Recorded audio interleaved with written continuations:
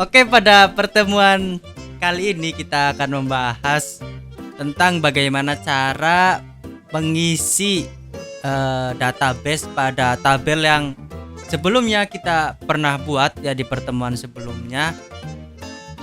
Teman-teman bisa cek videonya, linknya sudah ada di deskripsi ya. Oke, langsung saja. Awal-awal kita membuat database dulu sebelum membuat tabelnya. Kita ketik di SQL, ketik create database sistem informasi informasi akademik oke, titik koma, kita enter. Nah, ini udah muncul ya sistem informasi akademik.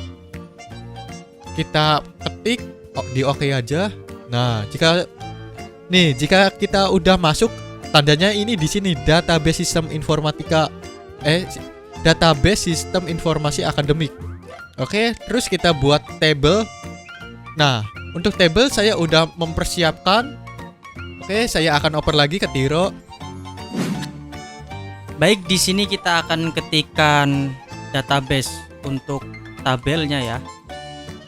Jadi yang pertama, pada tabel mahasiswa itu diisi dengan NRP, nama lengkap, jenis kelamin, alamat teks, dan jurusan. Yang mana pada NRP tersebut menggunakan integer, nama lengkap menggunakan varchar dengan karakternya yaitu 100. Nah, di sini yang baru kita pelajari bahwa di bagian jenis kelamin itu menggunakan query enum yang sebagaimana fungsinya adalah untuk memilih antara laki-laki juga perempuan. Kemudian alamat menggunakan teks dan jurusan menggunakan variabel karakter yang berjumlah 64. Jika sudah di enter dan muncul tabel mahasiswa, mari kita buat tabel kedua. Seperti ini programnya yang nanti akan dijadikan data dalam sebuah database.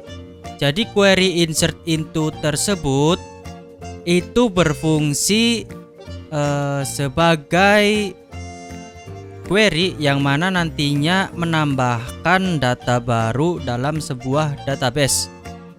Di sini database kita yaitu tabel mahasiswa yang isinya nanti akan diisi dengan NRP, nama lengkap, jenis kelamin, alamat, dan jurusan. Jika sudah, tekan enter, CTRL enter. Kita cek pada bagian jelajah. Di bagian opsi itu sudah artinya tertulis sebuah data di dalam database yang tadi kita sudah ketikkan. Jika sudah kita masuk ke tabel yang kedua. Masuk ke sistem informasi akademik, kemudian SQL. Kemudian seperti biasa kita ketikkan terlebih dahulu program untuk database-nya. Tabel kedua ini adalah tabel dosen yang mana isinya NIP, nama dosen, jenis kelamin, alamat. Jika sudah, tekan CTRL enter.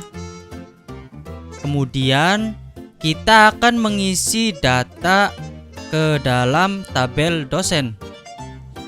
Seperti biasa, kita masuk ke tabel dosennya terlebih dahulu, kemudian SQL, kemudian kita ketikkan lagi. Jika sudah diketikkan, sama seperti tadi, gunakan query insert into untuk menambahkan data baru ke dalam sebuah database.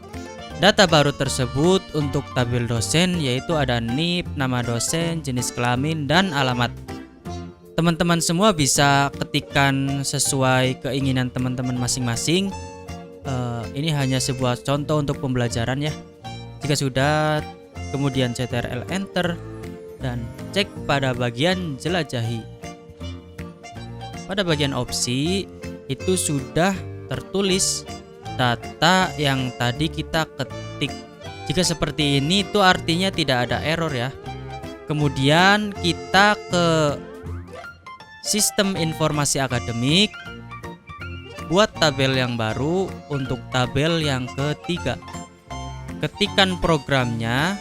Pada tabel yang ketiga ini adalah tabel mata kuliah yang mana isinya ada NIP, KD matkul itu kode mata kuliah, nama matkul, dan SKS. Jika sudah, tekan CTRL Enter.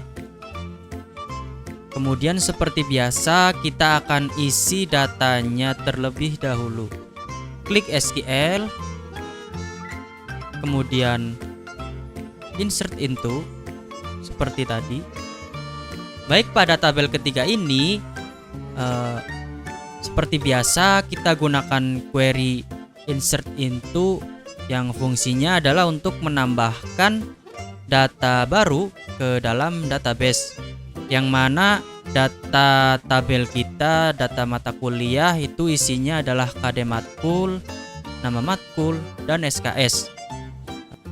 Ini adalah sebuah perumpamaan. Jika teman-teman berkenan untuk menggantinya, silakan ganti sesuai keinginan teman-teman pada bagian data barunya. Jika sudah, tekan CTRL dengan Enter, cek pada bagian jelajahi. Nah, di sini sudah masuk semua datanya. Baik, jika sudah, kita akan lanjut ke tabel selanjutnya. Silakan teman-teman ketik. Ini adalah tabel berikutnya, yaitu tabel nilai, yang mana ini adalah menjadi acuan pada seluruh tabel yang tadi kita telah ketikkan. Pada akhir program ya, silakan teman-teman ketikkan query version key, yang mana fungsinya adalah untuk merujuk pada tabel yang lain. Jika sudah, tekan CTRL Enter. Kemudian kita cek pada bagian designer. Klik pada database sistem informasi akademik, kemudian klik designer. Jika pada tabel yang tadi diketikkan oleh teman-teman tidak ada error sama sekali, maka tampilannya adalah seperti ini. NIP yang ada pada tabel dosen itu akan merujuk ke tabel nilai karena kita telah menggunakan query version key pada tabel yang tadi, yaitu tabel nilai. Begitupun kepada tabel mata kuliah, juga tabel mahasiswa. Penting di sini tadi saya dan Aldi mengalami error. Ternyata jika yang ditunjukkan atau kolom yang nantinya akan dirujukan menggunakan fungsi version key itu harus berupa kolom yang ada primary key-nya. Karena tadi saya coba ternyata error. Setelah dicek, ternyata pada tabel mahasiswa bagian NRP itu belum dikasih fungsi primary key. Itu poin pentingnya untuk teman-teman semua pelajari. Ini adalah pembahasan mengenai bagaimana cara menambahkan sebuah data baru ke dalam database. Jika teman-teman tertinggal atau belum mengetahui bagaimana dan basic dari aplikasi Laragon ini, teman-teman bisa lihat dan cek pada video sebelumnya. Linknya sudah dicantumkan di deskripsi. Oke, segitu saja dari saya dan Aldi Renaldi. Kami berdua pamit undur diri dan